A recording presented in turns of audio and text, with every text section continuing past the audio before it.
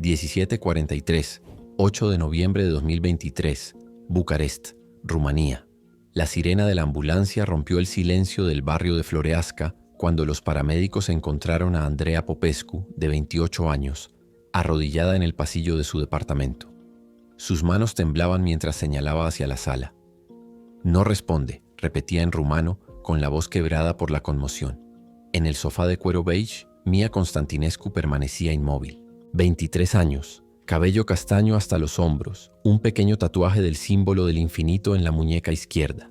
La herida en el pecho había dejado de sangrar hacía al menos 2 horas, según la estimación inicial de los socorristas. La escena conservaba una tranquilidad inquietante, no había señales de lucha, ningún objeto fuera de lugar. Mia trabajaba como analista de marketing digital en una startup tecnológica en el centro de Bucarest. Licenciada en economía y con dominio de 4 idiomas, se había construido una vida independiente lejos de su ciudad natal, Constanța, en la costa rumana. Sus compañeros la describían como reservada pero competente, alguien que evitaba las discusiones sobre su vida personal durante las pausas para el café. El departamento de 65 metros cuadrados en el 8º piso revelaba detalles sobre su meticulosa rutina. Libros organizados por colores en la estantería, plantas bien cuidadas en la terraza, un pequeño gimnasio improvisado en la habitación de invitados. En el refrigerador, unos imanes sostenían fotos de ella con Andreea en viajes a Praga y Viena, siempre discretas, sin tocarse directamente. El inspector jefe Radu Mihai, de la Policía Metropolitana de Bucarest, llegó a las 18:20. Veterano con 15 años de experiencia en homicidios, observó que la puerta de entrada no presentaba signos de haber sido forzada. Las 2 cerraduras estaban intactas, sin marcas de herramientas. Andreea explicó que había utilizado sus propias llaves para entrar después de que Mia no respondiera a sus mensajes durante todo el día. Los primeros elementos recogidos por el equipo forense incluían una pistola Walther P22 calibre .22 encontrada en el suelo cerca de la mesa de centro. El número de serie era visible y no había señales de limado ni alteraciones. Se encontró un solo casquillo disparado debajo del sillón reclinable. No había rastros de proyectiles secundarios ni rebotes en las paredes. Andreea Popescu trabajaba como enfermera en el Hospital Universitar de Emergențe București. Ella y Mia se conocieron a través de una aplicación de citas en enero de 2023 y oficializaron su unión civil solo 3 semanas antes del incidente. La relación se mantenía en absoluto secreto. Ni sus familias, ni sus empleadores, ni su círculo social cercano tenían conocimiento oficial. Durante la entrevista preliminar, Andreea reveló que Mia había mencionado tensiones crecientes con Erdem Yilmaz, su primo por parte de madre. Yilmaz, de 31 años, trabajador de la construcción en Estambul, mantenía un contacto irregular con la familia rumana desde su adolescencia. Según Andreea, había visitado Bucarest la semana anterior y se había alojado en un hotel cerca del aeropuerto. La investigación inicial identificó 47 llamadas no contestadas en el celular de Mia, todas procedentes de un número turco registrado a nombre de Erdem Yilmaz. Los mensajes de texto, escritos en una mezcla de turco y rumano, se intensificaban progresivamente en tono durante los últimos 5 días. El último, enviado a las 15:32 del 8 de noviembre, decía: «No puedes ignorarme para siempre, Mia. Algunos secretos se pagan caros». La pistola encontrada en el lugar de los hechos estaba registrada legalmente a nombre de Andreea Popescu, adquirida 6 meses antes con licencia para protección personal. Ella explicó a los investigadores que guardaba el arma en una caja fuerte digital en su habitación, pero no recordaba si había comprobado su presencia en los días previos al crimen. Cuando se le preguntó sobre los posibles motivos de conflicto entre Mia y Erdem, Andreea dudó antes de responder. Mencionó que su primo había descubierto la relación durante una visita y había reaccionado con extrema hostilidad. «Dijo cosas horribles sobre nuestra relación», reveló. Mia quedó muy afectada, pero no quiso involucrar a la policía. El análisis preliminar de la escena sugería un asesinato por un único disparo a quemarropa, sin signos de resistencia por parte de la víctima. La posición del cuerpo y el patrón de sangre indicaban que Mia estaba sentada de forma natural en el sofá en el momento del disparo. No había indicios de contención física ni de intimidación previa. Hacia las 21:30, el equipo forense concluyó la documentación inicial de la escena. Las pruebas recogidas incluían el arma, el casquillo, muestras de residuos balísticos de las superficies cercanas y el celular de Mia con los mensajes amenazantes. Andreea fue trasladada a la comisaría para prestar declaración formal, mientras la investigación se preparaba para expandirse más allá de las fronteras nacionales. Sin embargo, 3 detalles inquietantes seguían sin explicación inmediata. ¿Por qué Mia no había denunciado las amenazas a las autoridades? ¿Cómo el autor había accedido al apartamento sin dejar rastros de allanamiento? Y sobre todo, ¿dónde estaba Erdem Yılmaz en ese momento? Si este caso ya ha captado su atención, considere suscribirse para seguir como una investigación internacional revelaría secretos que 2 familias lucharon por mantener ocultos durante décadas. Constanța, Rumanía, ciudad portuaria donde Mia nació en una familia marcada por las tensiones interculturales. Su padre, Nicolae Constantinescu, trabajaba como ingeniero naval, mientras que su madre, Leyla Yılmaz Constantinescu, descendía de inmigrantes turcos establecidos en la región durante los años 60. La unión entre un rumano ortodoxo y una mujer de origen turco había generado conflictos duraderos con ambas familias extensas, creando un ambiente en el que las tradiciones conservadoras chocaban constantemente con las aspiraciones modernas. Mia demostró un rendimiento académico excepcional desde la adolescencia, obteniendo una beca completa para estudiar en Bucarest a los 18 años. Sus compañeros de universidad la describían como independiente pero reservada, que rara vez mencionaba detalles sobre su origen familiar o sus relaciones amorosas. El análisis de sus expedientes académicos revelaba que se había distanciado progresivamente de su ciudad natal, visitando a su familia solo durante las vacaciones obligatorias y manteniendo una comunicación mínima con sus parientes. Andreea Popescu presentaba un perfil socioeconómico contrastante. Hija de médicos de Bucarest, licenciada en enfermería por la Universidad de Medicina Carol Dávila, vivía abiertamente su orientación sexual desde los 22 años. Sus redes sociales mostraban su participación en eventos LGBT+, y su apoyo público a causas de derechos humanos. La relación con Mia representaba para Andreea una conexión genuina que esperaba formalizar públicamente, pero para Mia significaba su primera relación sentimental seria con otra mujer, rodeada de ansiedades sobre la aceptación familiar.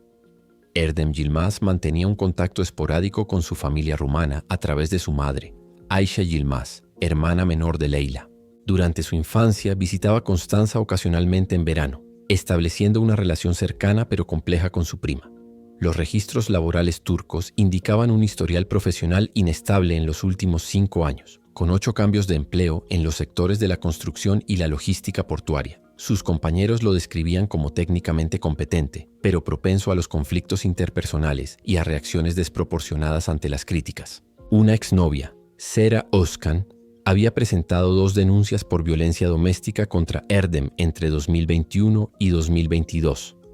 Ambos casos fueron archivados por falta de pruebas suficientes, según los registros del sistema judicial turco. Sera denunció a la policía que Erdem mostraba celos obsesivos y un comportamiento controlador, especialmente cuando percibía amenazas a su honor masculino. Familiares cercanos en Estambul confirmaron que mantenía convicciones tradicionales rígidas sobre los roles de género y las estructuras familiares, y expresaba abiertamente su desaprobación hacia las relaciones que consideraba contra natura. La dinámica familiar se había intensificado durante el mes de octubre de 2023. La madre de Mia, Leyla, había compartido con su hermana Ayşe su creciente preocupación por la fase rebelde de su hija, sospechando de una relación que Mia prefería mantener en secreto.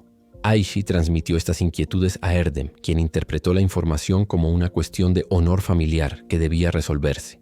Los registros de telecomunicaciones mostraban que Erdem había llamado a Mia 17 veces durante octubre, todas las llamadas rechazadas o sin respuesta.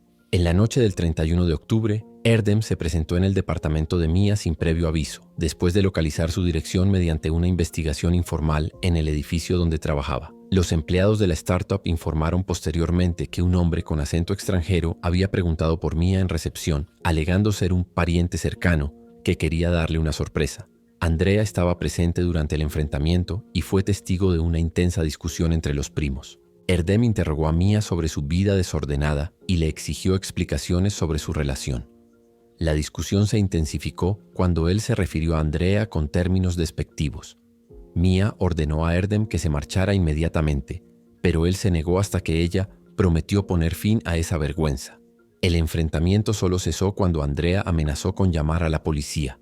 Erdem se marchó, pero advirtió que las familias tienen formas de resolver sus problemas internos.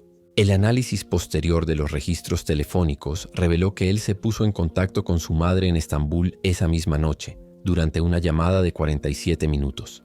Ayşe llamó posteriormente a Leyla, lo que desencadenó una serie de tensas comunicaciones familiares que culminaron en una creciente presión psicológica sobre Mia.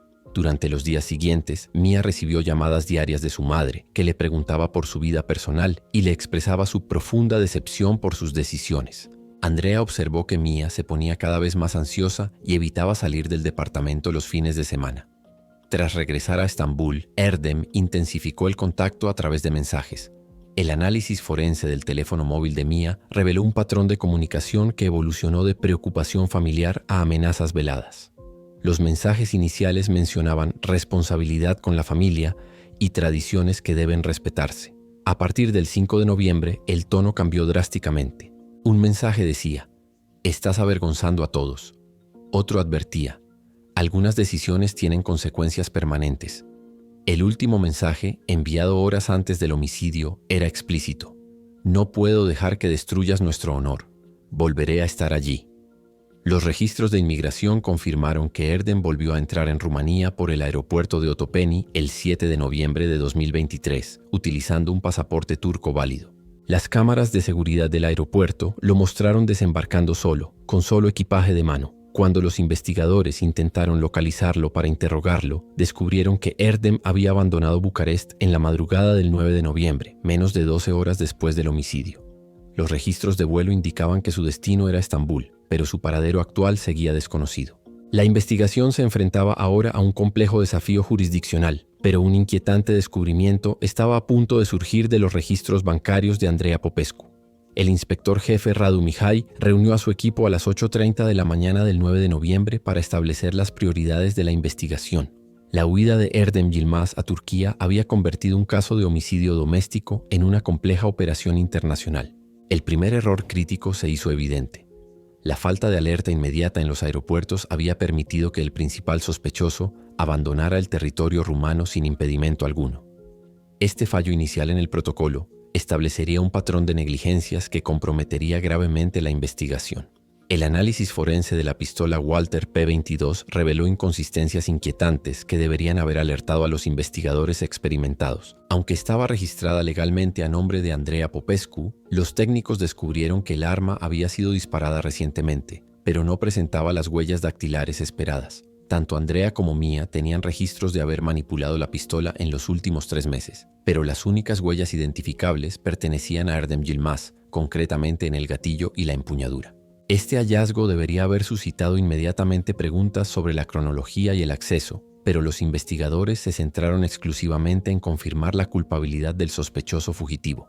La doctora Tarelena Predescu, forense responsable de la autopsia, presentó hallazgos que complicaron aún más el caso. El único disparo se había realizado a quemarropa, con residuos de pólvora en el tejido de la blusa de Mia. Sin embargo, el ángulo de la trayectoria balística sugería que el tirador estaba sentado o arrodillado en el momento del disparo, y no de pie como se había supuesto inicialmente.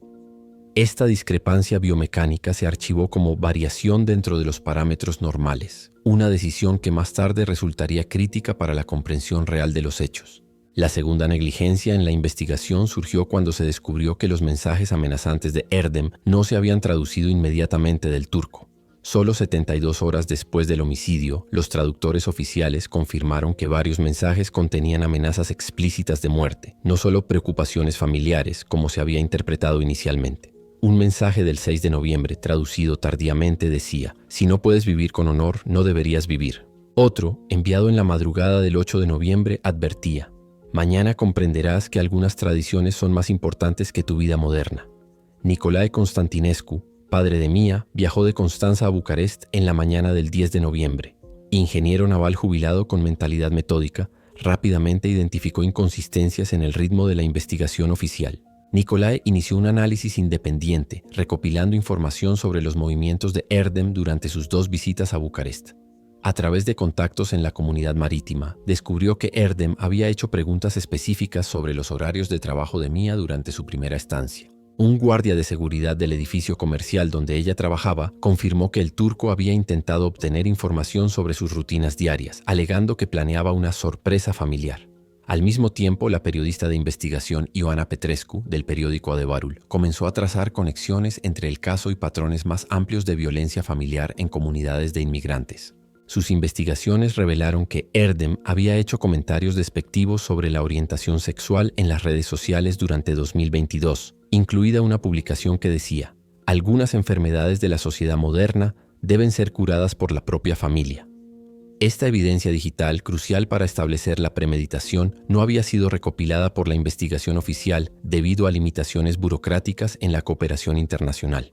La solicitud formal de extradición de Erdem se topó con obstáculos burocráticos inmediatos. Las autoridades turcas exigieron pruebas forenses irrefutables antes de considerar cualquier medida judicial. La Fiscalía General de Rumanía designó a un fiscal especializado en delitos transnacionales, el doctor Andrei Popovici, para coordinar los aspectos legales internacionales. Sin embargo, una investigación paralela llevada a cabo por las autoridades turcas reveló contradicciones en la coartada de Erdem que los investigadores rumanos habían pasado por alto. Este afirmó haber llegado a Estambul en la mañana del 9 de noviembre y haber pasado el día con familiares, pero las cámaras de seguridad del aeropuerto Atatürk mostraron su llegada a las 14:30. Un análisis detallado de los datos del GPS del celular de Erdem, obtenido gracias a la cooperación judicial internacional, mostró desplazamientos sospechosos dentro de Bucarest durante la mañana del 8 de noviembre. El dispositivo registró una ubicación cercana al apartamento de Mia entre las 9:45 y las 11:30, lo que contradice su declaración de que había permanecido en el hotel durante todo ese tiempo. Esta discrepancia temporal debería haber alertado a los investigadores sobre una posible manipulación de la cronología, pero se interpretó como un error de sincronización de datos. Los técnicos forenses rumanos recuperaron datos borrados de la computadora portátil de Mia y descubrieron un historial de búsqueda sobre órdenes de alejamiento contra familiares y protección legal para relaciones LGBT+ durante la primera semana de noviembre. Las búsquedas se intensificaron tras la visita inicial de Erdem, lo que sugiere que Mia estaba considerando medidas legales preventivas. Más significativo fue el descubrimiento de grabaciones de audio en el celular de Mia, utilizando una aplicación de seguridad personal que había instalado discretamente tras el primer enfrentamiento con Erdem. Una grabación de 7 minutos, fechada el 31 de octubre, capturó parte de la discusión entre los primos, incluyendo amenazas explícitas que no habían sido reportadas anteriormente. En la grabación se podía escuchar a Erdem decir: "¿Crees que puedes avergonzarme y que no habrá consecuencias? Las familias tienen maneras de resolver estas situaciones". Cuando Mia le preguntó si la estaba amenazando, Erdem respondió: "No es una amenaza, es una promesa". Esta prueba de audio debería haber sido procesada como prueba de premeditación, pero el análisis técnico se pospuso debido a la acumulación de casos prioritarios. El análisis inicial de la escena se había centrado excesivamente en la posibilidad de un suicidio asistido o un accidente doméstico, especialmente debido a que el arma estaba registrada a nombre de la pareja de la víctima. Esta hipótesis cobró fuerza temporalmente cuando los investigadores descubrieron que Mia había buscado información sobre métodos indoloros de suicidio en octubre, aparentemente en relación con presiones familiares sobre su orientación sexual. El doctor Popovici llegó a considerar archivar la orden de extradición, interpretando las pruebas como indicativas de que Mia podría haber utilizado el arma contra sí misma durante una discusión emocional con Erdem, que luego habría huido presa del pánico. Esta teoría proporcionó un falso alivio a la familia de Erdem, que comenzó a argumentar que él era solo una víctima traumatizada de una tragedia familiar.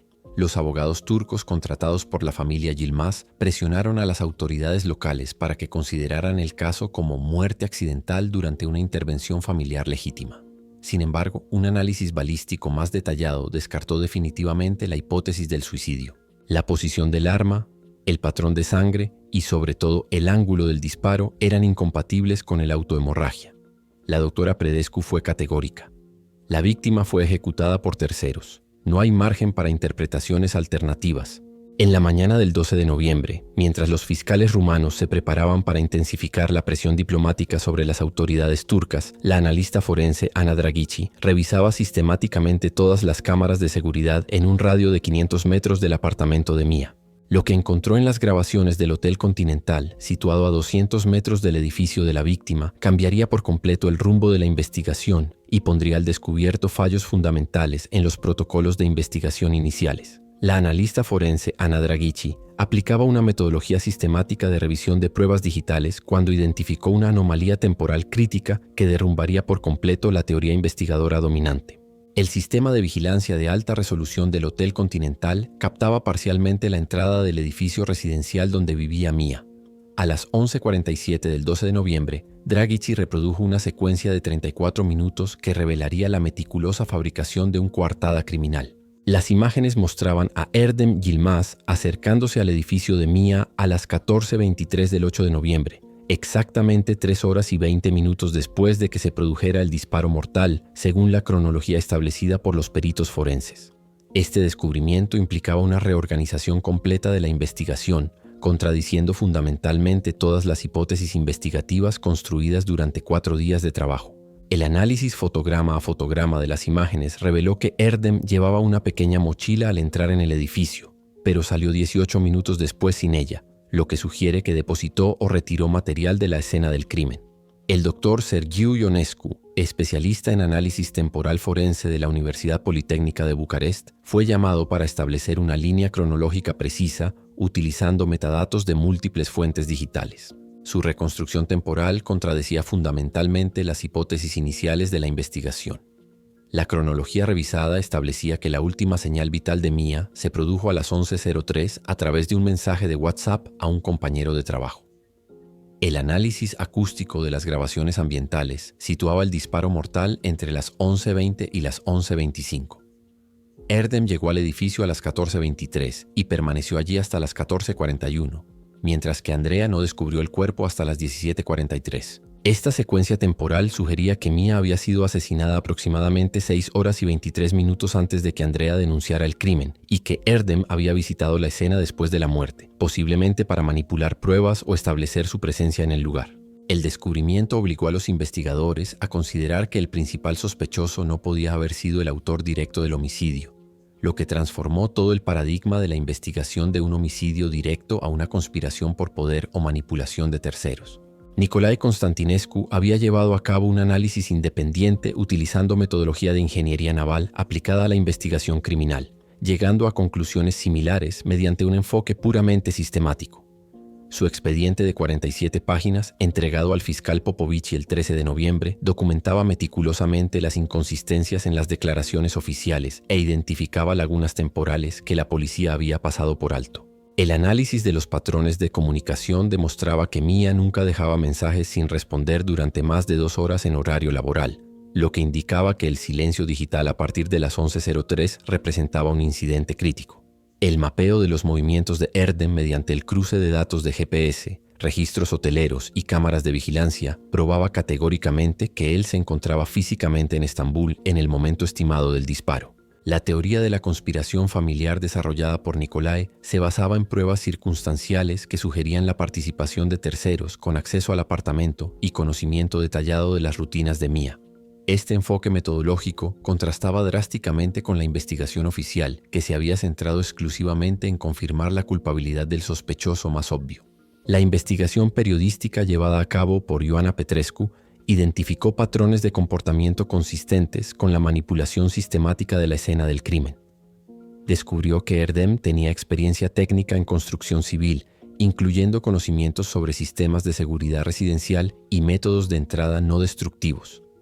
Más significativo aún, Petrescu localizó a Sera Oskan, exnovia de Erdem, quien reveló detalles sobre su característica metodología de intimidación. Sera explicó que Erdem nunca hacía amenazas directas, sino que creaba situaciones en las que la víctima se sentía vulnerable, para luego aparecer como protector o solucionador del problema que él mismo había creado. Esta revelación sugería que Erdem podría haber orquestado el asesinato sin ejecutarlo directamente, utilizando a terceros o manipulando las circunstancias para poner a Mia en una situación de riesgo. La metodología de investigación periodística había identificado un patrón de comportamiento que el análisis policial formal no había podido detectar debido a las limitaciones protocolarias y al enfoque excesivo en las pruebas físicas directas. El análisis forense del celular de Mia reveló datos cruciales que se habían pasado por alto en la investigación inicial. El doctor Christian Balan, especialista en delitos digitales, descubrió que el dispositivo había sido manipulado después de la muerte de la víctima. Los registros del sistema mostraban que alguien había accedido al teléfono a las 14:31 del 8 de noviembre, borrando 7 mensajes de texto y 3 llamadas de voz. La manipulación digital coincidió exactamente con el periodo en el que Erdem estuvo presente en el apartamento, lo que confirma su participación en la alteración de las pruebas, pero no necesariamente en la comisión del delito. Los mensajes borrados, recuperados a través de una copia de seguridad automática en la nube, contenían información que redefiniría por completo la investigación. Una de ellas, enviada por Mia a las 10:47, decía: «Andrea, no vengas a casa hoy. Ha conseguido una copia de la llave. Tengo miedo».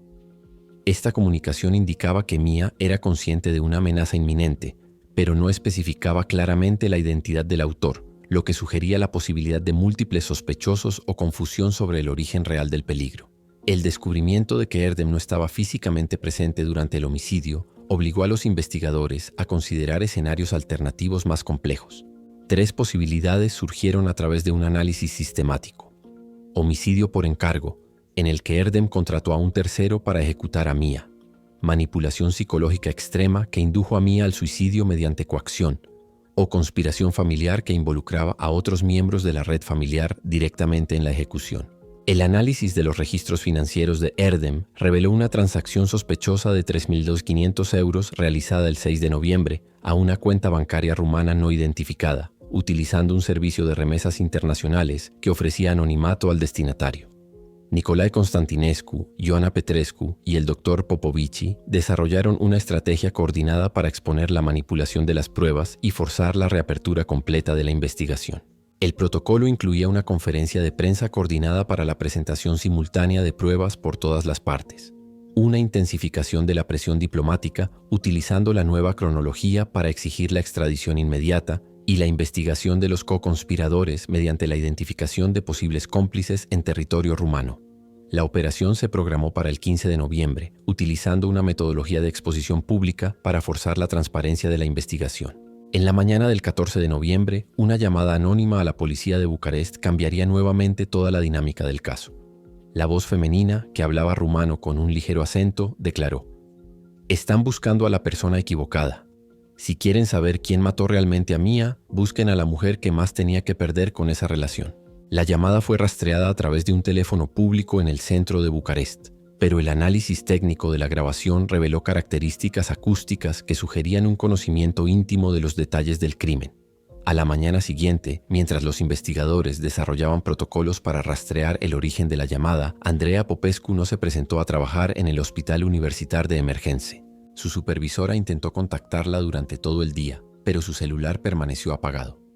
Cuando sus compañeros fueron a su departamento siguiendo el procedimiento de emergencia del hospital, descubrieron que había desaparecido, llevándose solo ropa esencial y una cantidad significativa de dinero.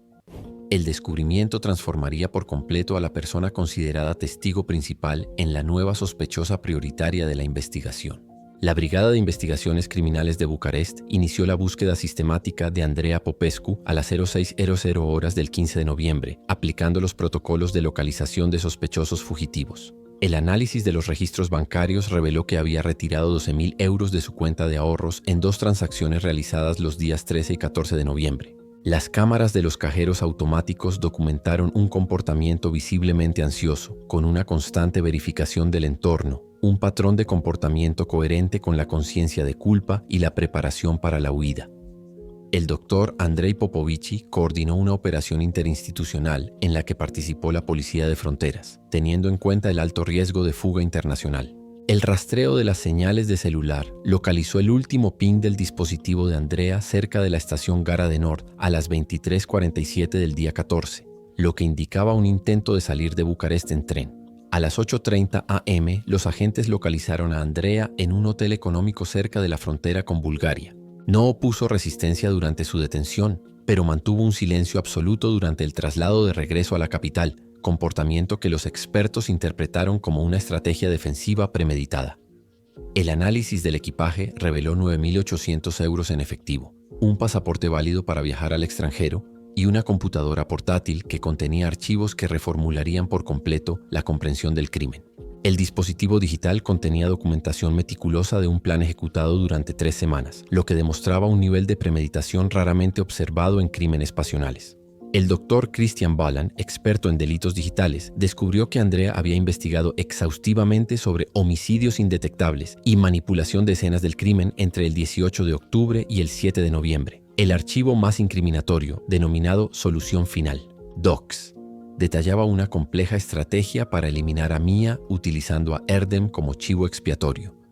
El documento incluía un mapa de comportamiento con un análisis detallado de los patrones de amenazas de Erdem, un cronograma de ejecución que sincronizaba el homicidio con la manipulación de las pruebas y una estrategia de fuga que planeaba salir de Rumanía tras un periodo de luto adecuado. Andrea había documentado que la relación con Mia se había deteriorado significativamente desde octubre, cuando Mia expresó su deseo de disminuir la intensidad de la relación y consideraba mudarse a Alemania para realizar estudios de posgrado. El análisis técnico del plan reveló una sofisticación operativa inquietante. Andrea utilizó sus conocimientos médicos para calcular exactamente dónde disparar, garantizando una muerte rápida con el mínimo sufrimiento, lo que demuestra una paradoja psicológica entre el afecto genuino por la víctima y la determinación homicida. Había practicado con la pistola durante 3 fines de semana consecutivos en un campo de tiro en las afueras de Bucarest, adquiriendo la destreza balística necesaria para una ejecución precisa. Los registros de asistencia al campo de tiro confirmaron una progresión sistemática en la precisión de tiro, lo que evidenció una preparación metódica. La cronología reconstruida a partir de las pruebas digitales estableció que Andrea llamó falsamente al hospital a las 09:15 del 8 de noviembre, alegando una emergencia familiar para garantizar su ausencia justificada. Regresó al departamento a las 10:30, confrontó a Mia sobre sus planes de mudarse, recibió la confirmación de sus temores de abandono y disparó un solo tiro tras una discusión acalorada a las 11:20. Entre las 11:25 y las 14:20, llevó a cabo una manipulación sistemática de la escena mediante la colocación cuidadosa del cuerpo, la limpieza selectiva de las pruebas y la preparación detallada de su coartada. A las 14:23, Erdem llegó según lo previsto por Andrea, que lo había contactado en secreto alegando una emergencia con Mia. Entre las 14:25 y las 14:40, Andrea permitió que Erdem encontrara el cuerpo, contaminando deliberadamente la escena con sus huellas dactilares, mientras desviaba las sospechas con una historia sobre amenazas familiares. Erdem huyó presas del pánico a las 14:41, tal y como Andrea había calculado basándose en un análisis previo de su comportamiento. La transferencia de 3.500 euros no representaba el pago por el asesinato, sino una cantidad que Andrea depositó en una cuenta secundaria propia para simular pruebas de una conspiración externa, creando un rastro financiero falso para reforzar las sospechas sobre Erdem. El análisis forense del apartamento, realizado con una nueva perspectiva metodológica, reveló sutiles indicios de manipulación que se habían pasado por alto en la investigación inicial. Se encontraron fibras microscópicas de guantes quirúrgicos en la empuñadura de la pistola, compatibles con el equipo médico que Andrea utilizaba profesionalmente.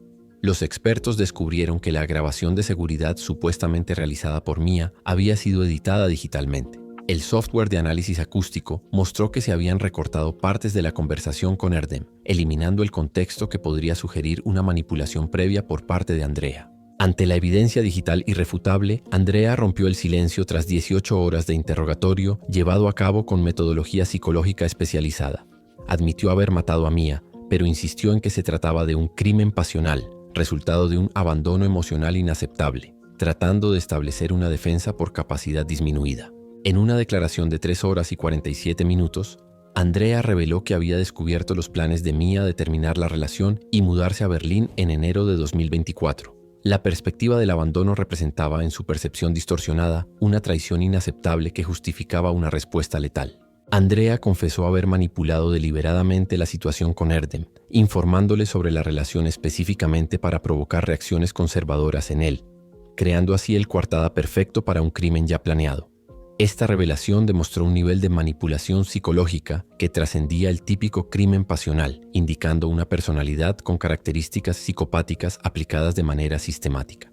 El juicio de Andrea Popescu comenzó en marzo de 2024 en el Tribunal de Bucarest, sentando un precedente legal para los delitos que implican la manipulación sistemática de pruebas y el uso de terceros como chivos expiatorios. La acusación presentó un caso basado en pruebas forenses irrefutables a través de documentación digital del plan, una cronología reconstruida científicamente y un análisis técnico de la manipulación de la escena.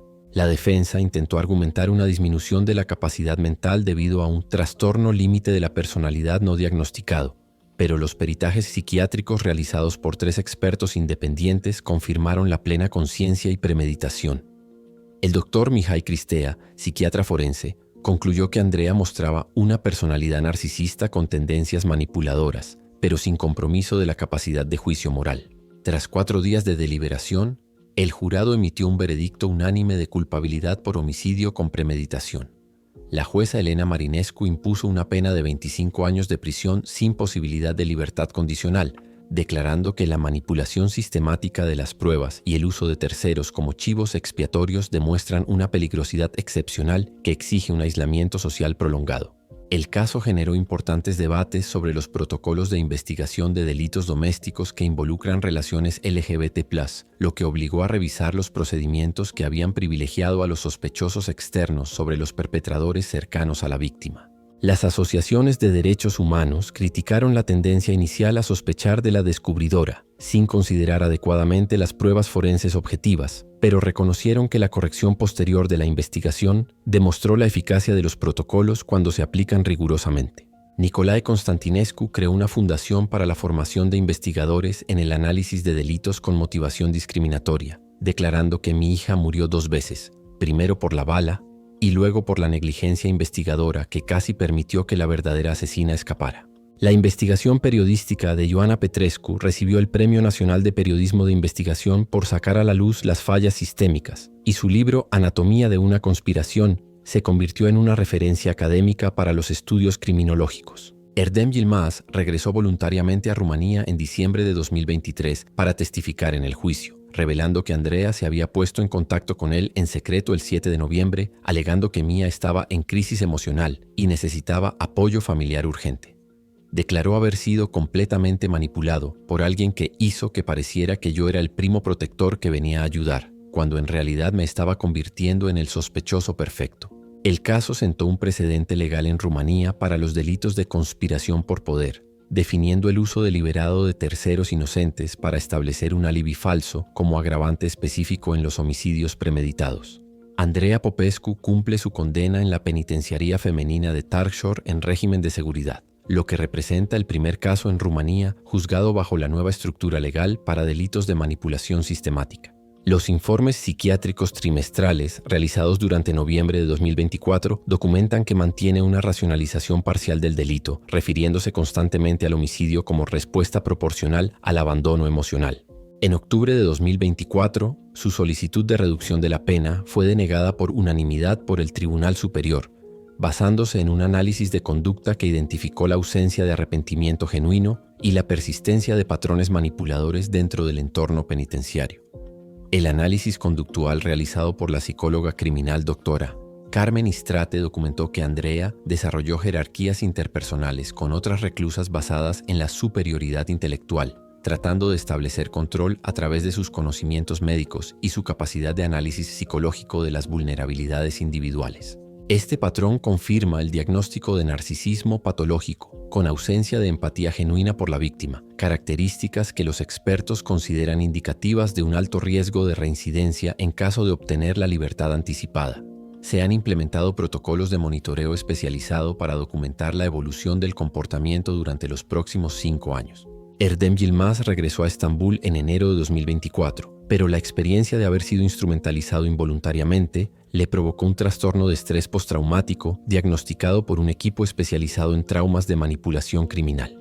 Realiza terapia semanal en una clínica especializada de la Universidad de Estambul y ha cambiado completamente de trayectoria profesional, trabajando ahora como instructor de seguridad industrial con especialización en protocolos de verificación para situaciones de emergencia familiar. Erdem se ha convertido en un activo defensor de los sistemas de validación de denuncias que implican dinámicas familiares complejas, contribuyendo al desarrollo de protocolos de prevención en comunidades de inmigrantes. Nicolae Constantinescu ha dirigido su capacidad analítica sistemática hacia la creación de la Fundación Mia Constantinescu para la investigación científica de los delitos domésticos, una organización que ya ha formado a 127 investigadores en 14 países europeos entre diciembre de 2023 y octubre de 2024. La fundación se centra específicamente en la identificación de la manipulación de pruebas por parte de autores con conocimientos técnicos especializados, desarrollando protocolos que combinan el análisis forense tradicional con la metodología de la ingeniería aplicada a la criminología.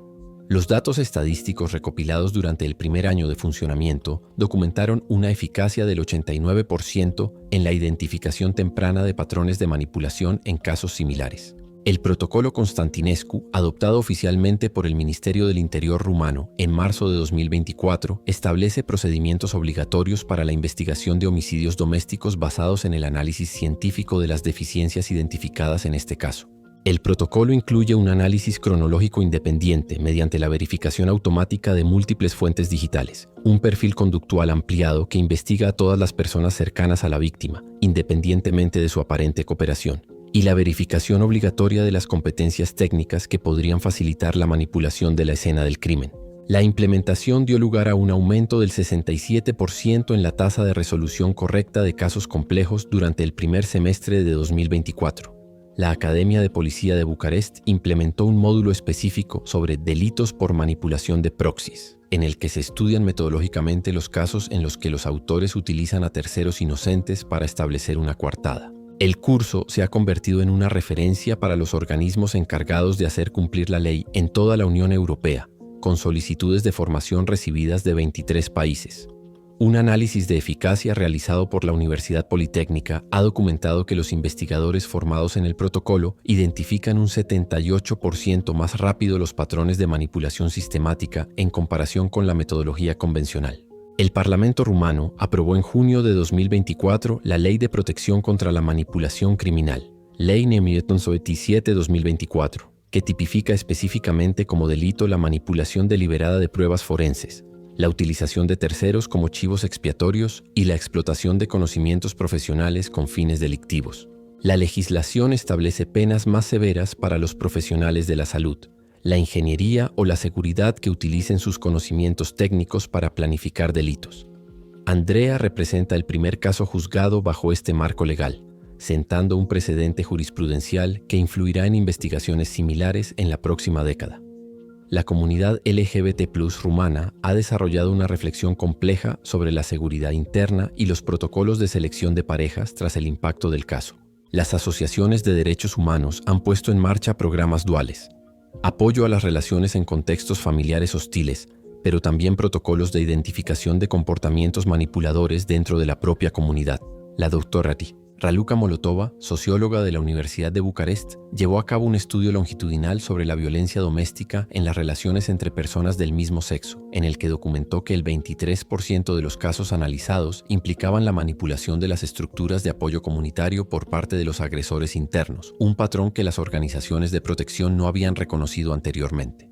Los datos recopilados por la Fundación Constantinescu entre diciembre de 2023 y octubre de 2024 identificaron patrones predictivos estadísticamente significativos para delitos de manipulación similar.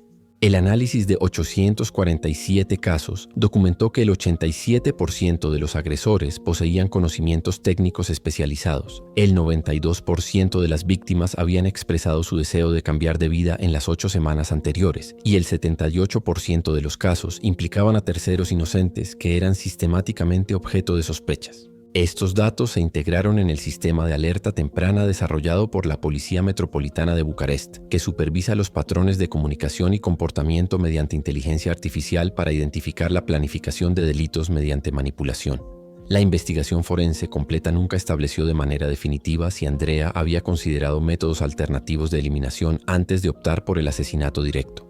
El análisis del historial de búsquedas reveló investigaciones sobre accidentes domésticos indetectables y sobredosis sintéticas, lo que sugiere que el homicidio con arma de fuego podría no haber sido la primera opción considerada. Este descubrimiento ha llevado a los expertos a preguntarse cuántos otros perpetradores podrían estar aplicando una metodología de investigación similar para delitos no detectados, lo que representaría una vulnerabilidad sistémica aún no completamente identificada. La familia Yilmaz en Estambul sigue dividida sobre la interpretación final del caso. Algunos miembros sostienen que las tradiciones familiares conservadoras crearon un entorno propicio para la manipulación de Erdem, mientras que otros argumentan que Andrea simplemente explotó dinámicas preexistentes para sus propios fines criminales. Esta división refleja cuestiones más amplias sobre la responsabilidad colectiva en los delitos que explotan las estructuras culturales tradicionales, lo que ha generado debates académicos sobre la prevención en comunidades con conflictos entre valores modernos y conservadores. 24 meses después del homicidio de Mia Constantinescu, un análisis estadístico realizado por el Ministerio del Interior documenta que en 2024 se denunciaron en Rumanía 847 casos similares de violencia doméstica, de los cuales el 34% implicaban algún tipo de manipulación de terceros para establecer una coartada. Esta proporción representa un aumento del 127% en comparación con los datos de 2022, lo que sugiere que una mayor conciencia sobre la metodología podría estar revelando patrones criminales anteriormente no detectados, o que los perpetradores están adoptando técnicas de manipulación más sofisticadas. La cuestión central que persiste no es si Andreea Popescu representa una aberración psicopática aislada, sino cuántos otros perpetradores con conocimientos técnicos especializados están desarrollando actualmente metodologías similares de manipulación sistemática. El análisis de las tendencias criminológicas europeas documenta un aumento del 45% en los delitos domésticos que implican la manipulación digital de pruebas durante 2023-2024. Lo que indica que este caso puede representar el punto de partida de un patrón emergente que los sistemas judiciales aún no están completamente preparados para detectar. Si casos como este plantean dudas sobre cuántas investigaciones archivadas prematuramente pueden haber pasado por alto a perpetradores con capacidad de manipulación sistemática, suscríbase para seguir los análisis futuros. La complejidad criminal evoluciona constantemente, y solo una metodología científica rigurosa puede revelar verdades que los protocolos convencionales no pueden detectar.